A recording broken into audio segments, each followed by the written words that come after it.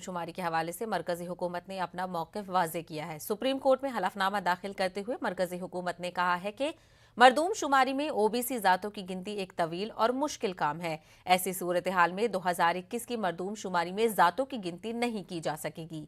हुकूमत का ये मौक़िफ़ उन तमाम सियासी जमातों तंजीमों के लिए एक धक्का है जो ज़ात की मरदूम शुमारी का मुतालबा कर रही थीं। बिहार के वज़ीर आला नीतीश कुमार और हिज़्ब इख्तिलाफ के लीडर तेजस्वी यादव इन रहनुमाओं में शामिल हैं जिन्होंने पीएम मोदी से मुलाकात करके मुल्क में ज़ात पर मबनी मरदूम शुमारी का मुतालबा किया था। देखिए, एक बात तो स्पष्ट तौर पे है, हठ धर्मिता और अहंकार की पराकाष्ठा हो चुकी है। ये क्या खैरात मांग रहे थे क्या?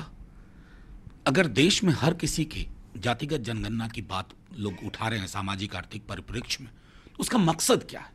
क्या सरकार को ये जानना नहीं चाहिए कि उनकी नीति कैसे निर्धारित होती है?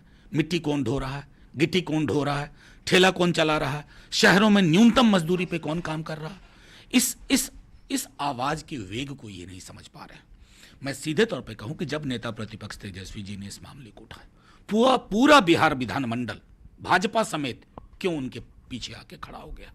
कल सुप्रीम कोर्ट में जातिगत जनगणना को लेकर के जो सरकारी पक्ष रखा गया है वो निराशाजनक है, हमें व्यथित करने वाला है और सामाजिक न्याय और समानता का जो आंदोलन है उसको कमज़ोर करने वाला है। देश की कोई पॉलिटिकल पार्टी नहीं है इंक्लूडिंग भाजपा का एक अच्छा खासा तबका जिसने संसद के अंदर संसद से बाहर जातिगत जनगणना का समर्थन ना किया हो।